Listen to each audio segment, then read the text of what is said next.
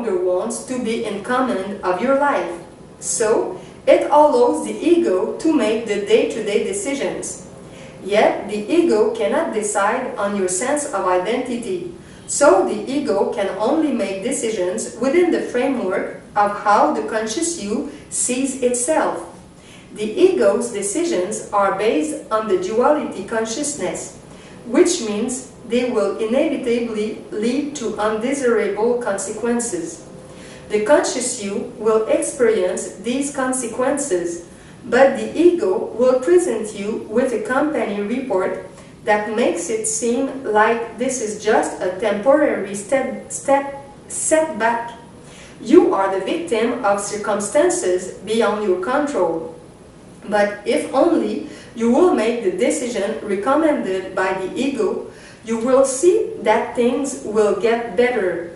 The ego will present you with a view of the situation that is based on dualistic thinking. The ego really believes its solution will work, but in reality, a solution based on the duality consciousness cannot solve problems created by the duality consciousness.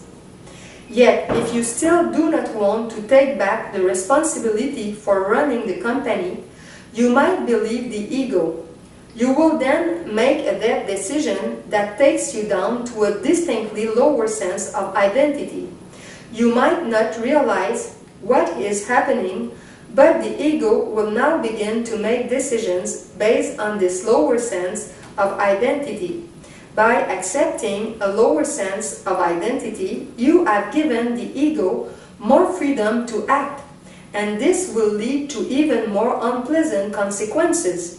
Thus, you have already set the stage for the next crisis. Do you see the mechanics? You make a dead decision that takes you to a lower level of identity.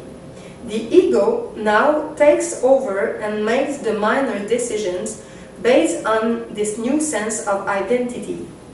Each of these decisions leads to unpleasant consequences, and in order to escape those consequences, you will, as long as you refuse to take command of your life, make another death decision that takes you further down the staircase. When it comes time for the next company report, the ego will present a rosy picture that makes it seem like it is not the ego's fault, and certainly not your fault. Sure, things are though right now, but they are sure to get better.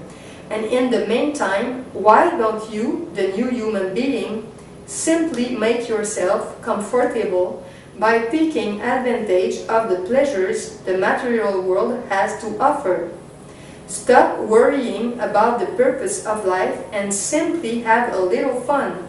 Live a little until you have to die some more. Once you have forgotten your higher identity, you cannot see any way out of your dilemma. You do not understand that the unpleasant consequences are the inevitable result of decisions based on the duality consciousness. You have forgotten that there is an alternative to this state of consciousness, so you think the only way to escape the unpleasant consequences is to make better dualistic decisions. You think you can solve your problems without transcending your current sense of identity, which is the source of your problems. And this is precisely what your ego and the prince of this world want you to keep believing. They want you to believe in the illusion that you can solve a problem with the same state of consciousness that created the problem, which is what they believe. At some point, the conscious you will experience such severe consequences that it will wake up and say, I can't keep doing this anymore. I have to change something. Yet, even after this awakening, the ego will do anything to prevent you from realizing the reality I have just described. That reality has the following components. Only the conscious you can make life and death decisions, decisions that take you up or down the staircase of identity. You have descended that staircase because you made death decisions. You made those decisions because you allowed the ego to gather the information upon which you base the decisions. Because the ego can see only the mind of Antichrist, all of its information was dualistic in nature and could only create more problems. The only way out is to start making life decisions. Such decisions must be based on the reality of the Christ mind rather than on the illusions of the mind of Antichrist. Only the conscious you can access the Christ mind. The ego can never do so. The conscious you always has the option to reach for the mind of Christ. No matter how far you have descended down the staircase, you can still ask for guidance and you will receive it. When the student is ready, the teacher will always appear, and the teacher will give the student exactly what is needed to take the very next step up the spiral staircase. The challenge for you is to recognize the teacher and be willing to follow his/her directions. The problem is that before you can make use of this open door that no man can shut, you, meaning the conscious you, must decide to take back responsibility for your life. You must take back responsibility for making life decisions, and you must take back responsibility for gathering the information upon which you base those decisions. You must refuse to allow the ego to back you into a corner where it seems like you have to make decisions based on two extremes that are both defined by the mind of Antichrist. You must refuse to be manipulated into a situation where it seems like your only option is to choose the lesser evil. You must take back your responsibility to discern between the truth of Christ and the illusions of Antichrist. My overall point is this: once you have made the decision not to take command, you allow the ego to provide the information upon which you make the big decisions, and you slide down the staircase without realizing what is happening. You experience it as a blur rather than a string of discrete events, each one causing the death of the old you and the birth of the new you. However, you cannot ascend the staircase the same way. You cannot simply slide up the staircase. You must walk by your own efforts. You cannot expect a spiritual teacher to pull you up the staircase as the ego pulled you down. You must stand up and decide to walk by your own effort. The real key is to realize that walking up the staircase requires you to take a number of discrete and distinct steps. In order to climb to the next step, you must remove both feet from the previous step, meaning that you must decide to leave that step behind forever. This requires you to willingly let the old sense of identity die and allow yourself to be reborn into a new sense of identity. This is what Paul described, quotation, that you put off concerning the former conversation, the old man, which is corrupt according to the deceitful lusts, and be renewed in the spirit of your mind, and that you put on the new man, which after God is created in righteousness and true holiness. Ephesians chapter 4. For each step you take up the spiral staircase, you must make a decision. This decision must be based on the following. You see that what brought you to your current step on the staircase was a decision that you made. You see that the decision was based on the illusions of the mind of Antichrist presented by the ego. You see why this illusion is wrong and why it could only lead to unpleasant consequences.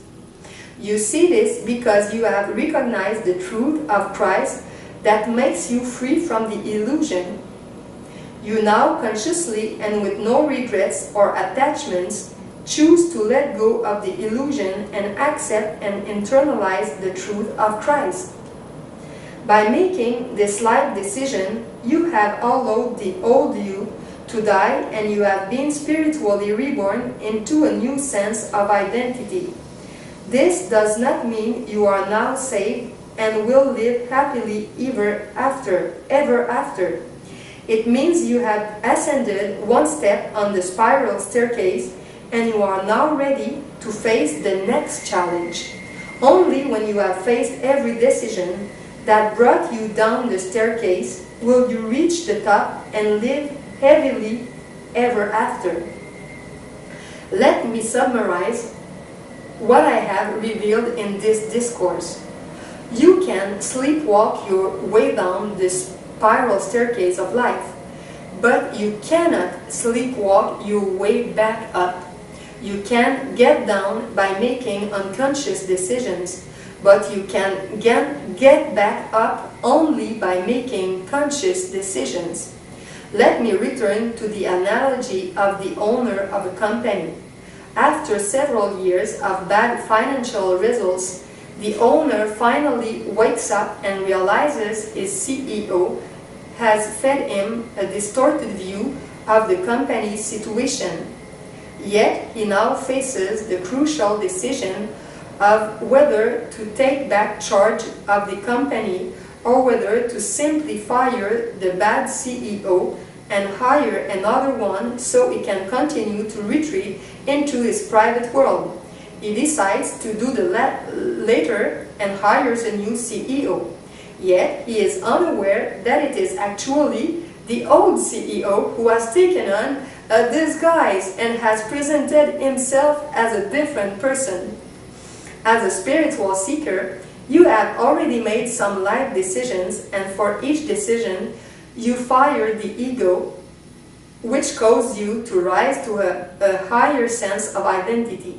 The problem is that the ego will immediately change its disguise and present itself as a capable CEO who can run your new company for you.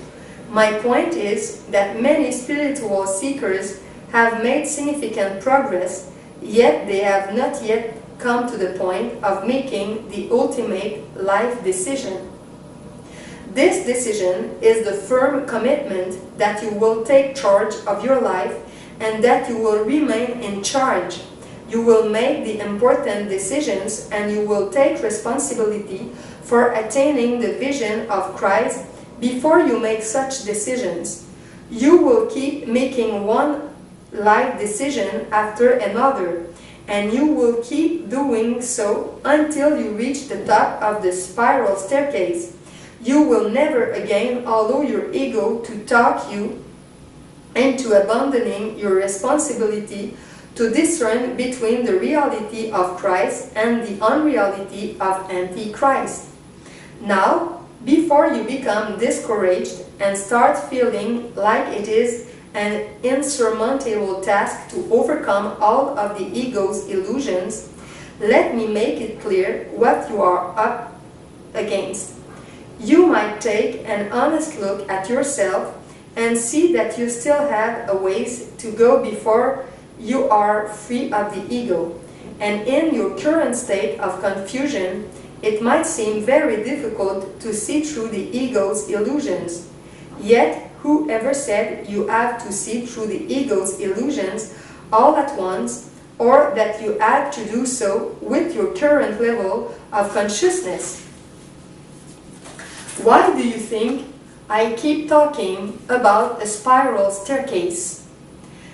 The key to climbing a staircase is to take one step at a time, and all you need to do is focus on 2 steps at a time. The step you are on right now and the one right above it. You don't need to look at the top step, and you certainly don't need to climb the staircase by taking one giant leap. You simply keep putting one foot above the other, and as long as you keep taking one doable step at a time, you will make it to the top. The ego can stop you only by preventing you from rising above a certain step. Let us say that the spiral staircase has 33 steps. You take stock of your life and realize you are on step 10. At this stage, you do not have the Christ discernment and insight to see through the ego illusion that prevents you from rising from step 32 to step 33. Yet, you don't have to see through that illusion right now. You only have to see through the illusion that prevents you from rising from step 10 to step 11. And I can assure you that you do have what it takes to dismiss that illusion. You simply need to ask for the Christ vision you need. And if you ask with an open mind, you will receive an answer. It is a spiritual law that when the student is ready, the teacher will appear. The teacher may appear as the inner teacher of your Christ self, or as an outer teacher that might have a variety of disguises. Yet the teacher will always find a way to present you with the insight you need in order to rise to the next step. If your mind is open, you will recognize the divine direction and use it to rise to a higher level of identity. And once you have that higher sense of identity, you will have what it takes to dismiss the next ego illusion and take another step. I hope you now see what is the ego's master strategy. It is to prevent you from making the ultimate life decision, but also to prevent you from making the next life decision. It is precisely to accomplish this goal that the ego and the prince of this world have come up with a number of games that are designed to keep you stuck at a particular step. As you begin to study these games, you will see that you have already overcome some of them, and this should give you the inner knowing that you can overcome all of them by simply taking one step at a time. I realize that it can still seem like climbing the staircase is an overwhelming task. Yet, the fact that you are reading this teaching proves that you are not at the lowest step. So, how did you rise to your current step? You did so because the living Christ in some form reached out to you and you heeded the call. You accepted the teacher's direction and used them to make a life decision that brought you one step higher, and you continue to do this until you reach your current step. My point is that so far the teacher has been there for you every step of the way, and you have followed the teacher's instructions. Based on this fact, is it rational to doubt that the teacher will be there for each of the following steps as well? Is it rational to doubt that you can and will follow the teacher as you have already done? Why not simply realize that you have already stepped on to the true path, and as long as you keep following it by reaching for the higher vision of Christ, you will make it all the way home? Thus, you should accept the message in the full quote that I gave in part earlier, quotation. Yet, though I walk through the valley of the shadow of death, I will fear no evil, for thou art with me, thy rod and thy staff, they comfort me. Proverbs 23:4.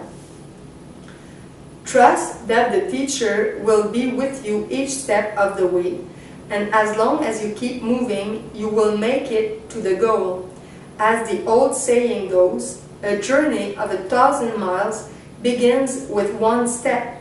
However, the journey is completed only by those who keep taking the next step. This concludes my quotes from the website, and I will now use this teaching to summarize this key.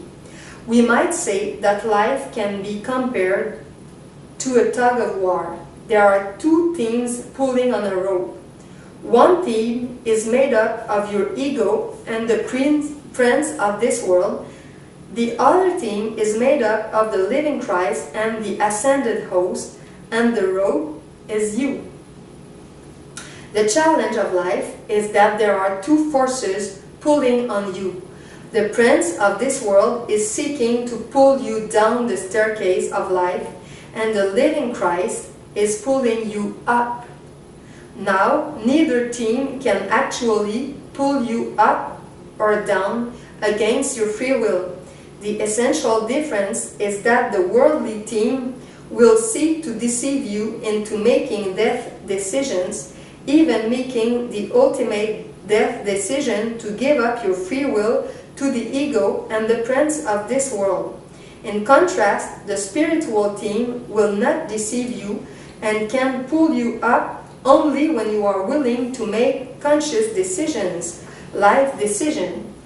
We might say that the worldly team is pulling with the force of gravity, and the spiritual team is pulling against gravity.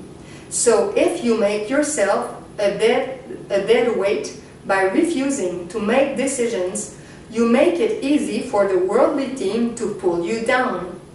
The spiritual team can only pull you up when you are willing to put one foot in front of the other. You might recall the old saying that God helps those who help themselves. If you are not willing to help yourself, you give the advantage to the worldly team, and it will surely put you down, for your spiritual identity will surely die when you refuse to take responsibility for your life. What is it that makes it difficult for you to take a step up the spiral staircase of life? It is that you have become attached to something in the material world. If you look at the world, you will see that people are at many different levels of consciousness, and this is actually determined by their attachments. Some people are completely focused on sensual pleasure and act as if the highest purpose of life is to have more sex, more material possessions, or more food. This is an attachment to the physical things of this world and the sensual pleasure it gives them. Other people cannot get enough power and are on a never-ending quest to control the world. The fact that you are open to discourse means that you have transcended such lower attachments, and the fact that you are still in embodiment on earth means that you still have some attachments. They are simply more subtle. I will shortly talk about what such attachments might be, but my immediate point is that as long as you have any attachments to anything on earth, you are making life harder for yourself. Take another look at this saying of mine, quotation, "For the prince of this world comes, and had nothing in me." John 14:30. This is what will happen as you attain full Christhood. You will overcome all of your attachments and illusions so that the prince of this world and your ego cannot find anything in your being that they can use to pull you down the staircase. You have, so to speak, greased their side of the rope, and they can no longer get a firm grip on you. It might still take you some time to reach this state of ultimate freedom, but you can take a very important step toward that state by making what I earlier called the ultimate life decision, namely that you are willing to look at any aspect of your life and psychology and honestly make the following evaluation. Does this help me take the next step up the staircase, or does it pull me down? Again, take note that I am always talking about a gradual path. I am in no way requiring you to become perfect in one giant leap. What I am saying here is that by becoming aware of the tug-of-war, you can make it much easier for yourself to walk up the staircase and prevent the back and forth motion of sliding back down, thus having to take each step several times, perhaps even feeling like you are getting nowhere. The key to doing this is to decide that you are willing to look at anything in your life and you are willing to seek a greater understanding of the aspects of your life that pull you down the staircase. You see, the first strategy of the ego and the prince of this world is to prevent you from even looking for the being. So once you make a decision to do so, you take much of their power away from them. Their goal is to keep you in a divided state, to keep you the house that is divided against itself, and thus cannot stand against their downward pull of an indefinite basis. This state of division is a lack of wholeness. If you were whole in knowing who you really are, you would know that the prince of this world has no power over you because fill in the blank. It's written, fill in the blank. As a hint, think back to what I earlier said is the fundamental truth about life that you need to remember at all times.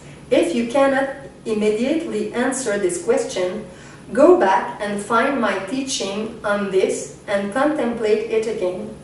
My point here is that I am leading you to reconsider your motivation for wanting to follow the path of Christhood. Why are you here? Why are you following this course? What is it that motivates you? What are you seeking to gain from the course? If you take an honest look at spiritual and religious people, you will find a variety of motives that drive them to be involved with religious or spiritual pursuits. You will also see that some of those motives are clearly based on worldly desires and dualistic illusions. Some people turn to spirituality to overcome a health crisis or to gain financial abundance. Others seek some kind of status and come to a spiritual teaching with dreams of glory. This was even the case for some of my disciples, as mentioned before, quotation. Then answered Peter and said unto him, Behold, we have forsaken all and followed thee. What shall we have therefore?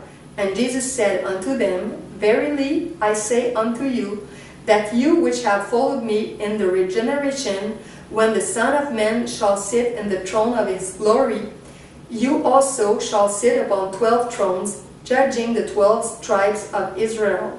And every one that hath forsaken houses, or brethren, or sisters, or father, or mother, or wife, or children, or lands, for my name's sake, shall receive an 100-fold, and shall inherit everlasting life. But many that are first shall be last, and the last shall be first. Matthew chapter 19. Obviously, Peter feels that he has given up something in this world in order to follow me, and now he wants to know what he will get as a compensation. As said before, my answer here was not meant to give the full truth about this, for I was seeking to work with Peter's relatively low state of consciousness and turn his attention to a reward in the spiritual world rather than in the material world. Do you now see the mechanics behind this situation? When you incorporate what I have said above, you will see that if your motivation for following the path of Christhood is based on a dream of attaining anything in this world, then the prince of this world will have an attachment in you that he can use to pull you away from the real path and onto the false path. The path of Christhood is not about attaining anything in this world, which I demonstrated by allowing myself to be crucified like a common criminal instead of becoming the king of Israel, as many people at the time thought I was meant to become. I demonstrated that there was a higher goal than anything in this world, a goal that is beyond this world. That goal is the eternal life of the Christ consciousness that you attain by overcoming all attachments to the material world and ascending to the spiritual realm. Perhaps this seems like an abstract and faraway goal for now. However, I still encourage you to consider your motivation. Seek to shift your motivation away from dreams of glory or other material results and onto something more intangible. My first suggestion is to make it your main motivation to seek wholeness, which will give you peace of mind, the peace that comes from no longer having divisions in your own psyche that pull you in opposite directions. Is that not an intermediate goal that is worth attaining and thus worth working for? If not, perhaps you should put this course aside for a while and go find yourself a guru who will promise you something that seems more appealing to your present level of consciousness. I will still be here when you have had enough of pursuing such goals, and I will receive you back with open arms. I am sure you realize that I am saying the same thing in many different ways, but I'm doing so in order to reach the greatest possible number of students, for this is truly a pivotal point in the course. If you do not fully understand what I am teaching in this key, you will not be able to lock yourself on the true path to Christhood. So let me say it another way by asking you to take another look at this statement, quotation. Enter you in at the straight gate, for wide is the gate and broad is the way that leadeth to destruction, and many there be which go in thereat. Because straight is the gate and narrow is the way which leadeth unto life, and few there be that find it. Matthew chapter 7. What I am saying between the lines is that there are two distinct approaches to life. One is the approach taken by most people, and what you need to see here is that this approach is even taken by many religious and spiritual people. This is the other approach of thinking that belonging to a certain teaching, following a certain guru, or practicing certain exercises will save you without you having to look at the beam in your own eye.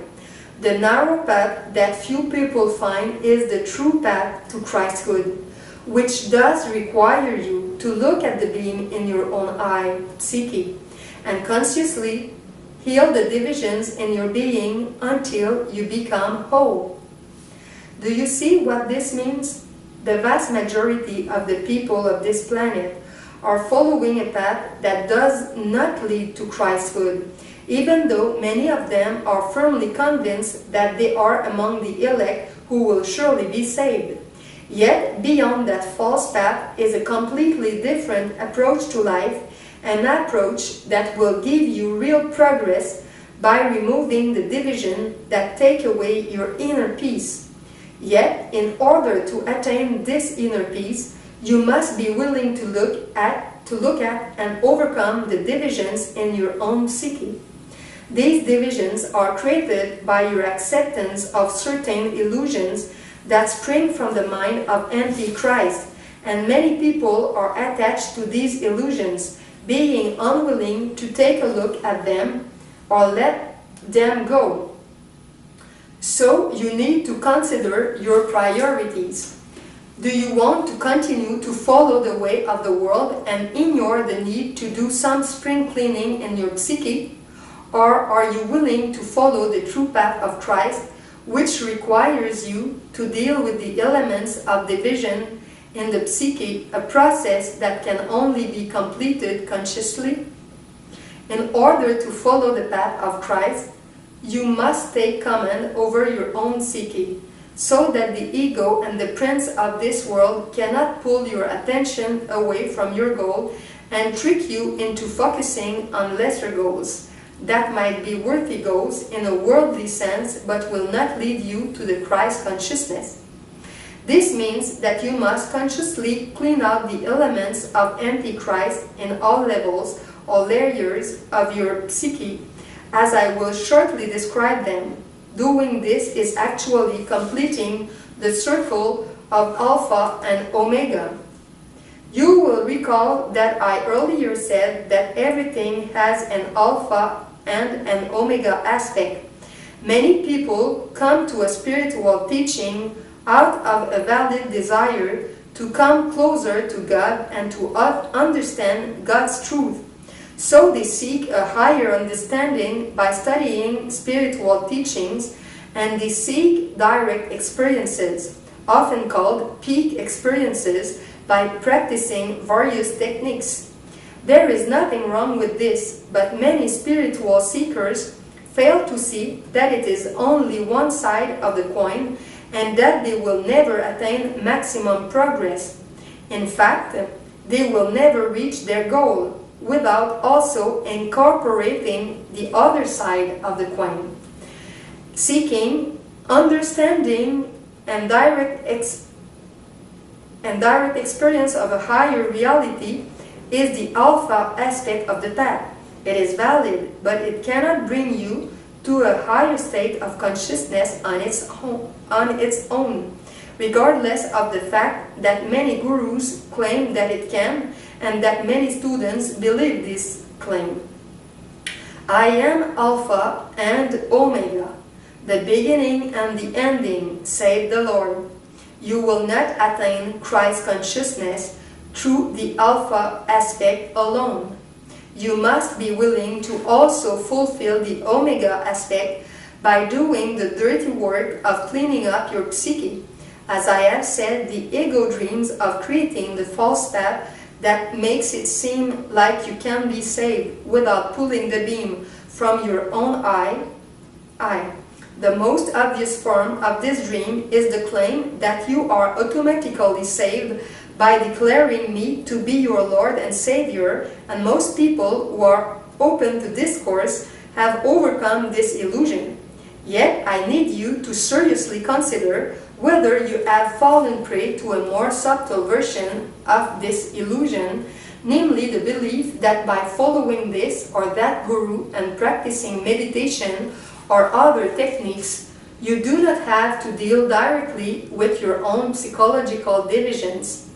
This is simply a lie that is deliberately engineered to fool the more spiritually mature people into following the false path instead of doing what they are ready for, namely stepping onto the true path of Christhood.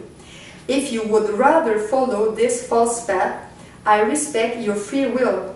If not, then you need to recognize what it really takes to follow my path.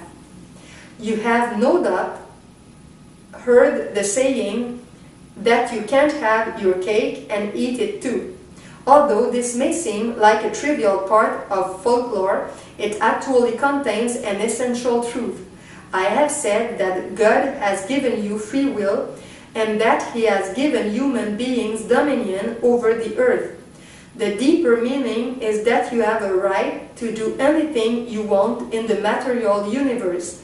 Yet the purpose of creating the material universe is to give you a platform of growing in consciousness. You grow by making choices and experiencing the consequences of those choices, meaning that everything you do or don't do has consequences. That is why you can't keep your cake, living a peaceful life with no adverse consequences, after eating the cake, doing whatever you want. So you might approach life as a business that has a balance sheet with expenses and income. If your expenses exceed your income, you are not making progress on the path. Again, you have free will, so if you like the dualistic game of making money and spending losing money, you can play it for as long as you like. Yet, what I am offering you here is an alternative way whereby you can eliminate the expenses altogether by overcoming the divisions in your psyche. Thereby, you can actually attain a state of consciousness in which you can keep the cake of peace of mind while making wise choices in the material universe and growing from those choices while raising up all of life. As I said, quotation, "But seek you first the kingdom of God and his righteousness, and all these things shall be added unto you." Matthew 6:33. The kingdom of God is the Christ consciousness, and his righteousness is the right use of your free will. So all of your choices are based on the wisdom of Christ, and thus allow the love of God to flow through you. So in a sense, the path to Christhood can give you anything you want in the material universe, but it will not do so if you approach the path for the purpose of attaining anything in this world. That is why I'm encouraging you to adopt the motivation of seeking first the kingdom of God, which is a state of wholeness, of having overcome the divisions in your psyche. For it is only when you attain this wholeness that the wisdom and love of God can flow through you and manifest anything you need in this world. That is, anything you need based on your divine plan and not the self-centered desires of the ego. So, my point is that you need to recognize that there are certain actions that will prevent you from making progress on the path. However, even more importantly, there are certain psychological conditions, the beam in your own eye, that will block your progress. The alpha aspect of the path is receiving a higher understanding, as I have given you in this and preceding keys. Yet it is now time to get down to the omega aspect, and in the following keys I will give you teachings and tools for overcoming the conditions in your psyche that create the most obvious blocks to your progress. However, there is an essential insight you need to add before we begin. If you look at traditional Christianity, you will see that many Christians have correctly, I might add, recognized that certain types of behavior will block your salvation and also your progress toward Christhood. Many Christians have even recognized that certain psychological conditions such as anger, envy, greed, or non-forgiveness will block your progress. Yet the approach taken by most Christians is to either ignore such conditions, then deny them, or suppress them with the conscious will. Many people actually see themselves as good Christians because they have suppressed certain psychological elements to the point where they never express anger. Some people feel that because they have managed to suppress all these human, mortal, or sinful elements, they are sure to be saved. Yet the stark reality is that these people have simply placed themselves in a state of consciousness that I addressed in the following quote. "For I say unto you, that except your righteousness shall exceed the righteousness of the scribes and Pharisees," it's a quotation, "you shall in no case enter into the kingdom of heaven." Matthew 5:20. This truth would be deeply shocking to such people, and many of them would refuse to believe it. Yet the fact is that by suppressing anger, you have not removed the division from your psyche. You have simply pushed it to a deeper level, like a forest fire that burns underground and may surface again at any moment. Who knows when you might encounter a situation in which you lose the outer control and are propelled into a fit of anger. What I am calling you to embrace in this course is a higher approach, where you do not simply suppress that which you think is unacceptable according to some worldly standard. Instead, you seek first the kingdom of God. You seek first the inner wholeness whereby you are spiritually reborn by resolving your divisions and healing your wounds. You become a new person in Christ, and for this new person, the old behavior is simply no longer an option. You have healed the division in the psyche that caused you to respond with anger, or whatever the condition might be. So you no longer have a need to respond this way and can choose a response based on the mind of Christ. This is not the Via Dolorosa, even though it does require work. However, the Via Dolorosa is a continued path of suffering. My path is a path where you temporarily deal with an imperfect condition in order to truly resolve it, and once you reach resolution, you are permanently free of the condition. In other words, it is not a quick fix, but neither is it a state of ongoing suffering.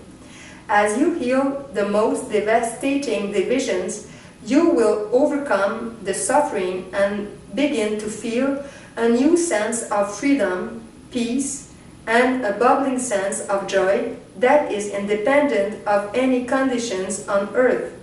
Thus, the prince of this world will have nothing in you, whereby he can take away your peace and joy. This, my friend, is why I said that I am come that all might have life, and that they might have it more abundantly. The abundant life is truly the freedom from the inner divisions that rob you of peace and joy. I have earlier talked about giving up your life for Christ, but who or what is Christ? I said, I am the way, the truth, and the life. And the deeper meaning is that Christ is a symbol for a process that brings you from a state of separation from your source to oneness with your source. It leads you back to oneness with your higher self, your I am presence.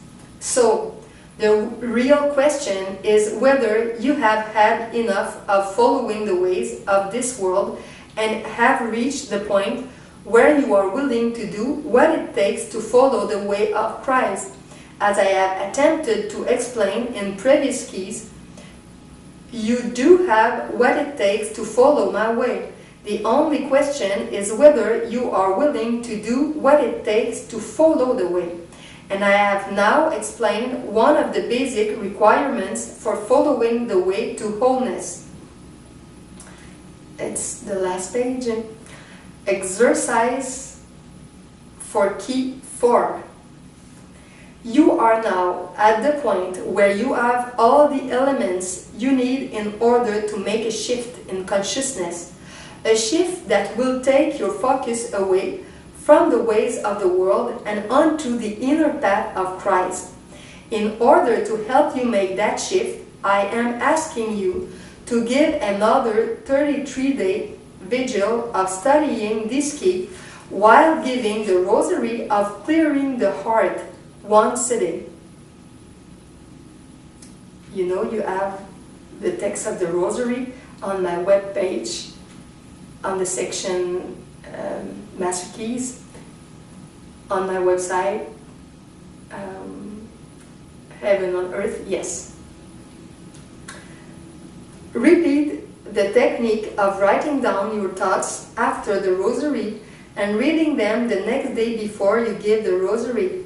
Focus especially on what motives and dreams you might have had about the spiritual path and what you should receive in return for giving up something in the world. Focus on your expectations about life and the path, and consider whether they might prevent you from following the real life path of self-transcendence leading to oneness. Be willing to see and overcome anything that keeps you stuck in the state of separation. See it, surrender it, and let it die. Quotation. For whosoever will save his life shall lose it, and whosoever will lose his life for my sake shall find it. Matthew 16:25. Contemplate this truth. The ego is programmed to hold on to the things of this world. Yet you cannot take the things of this world with you to heaven. So any attachment to the things of this world will only pull you back, meaning you have to reincarnate until you make the life decision to give up your attachment. Thus, what will truly get you to heaven is not what you hold on to, but what you let go of. What will it profit a person to gain the whole world, yet lose the soul? It's the end. And the next video, I will read Key 5, Freedom from Cravings. Yeah, it's very important for each of us, for everybody. I just want to say at the end that at a moment in reading, I felt the presence of many beings in the spiritual field, and they thank me to read for them this course. I say that and I have les frissons sur les bras. I don't remember the word in English. And I had almost tears in my eyes when I have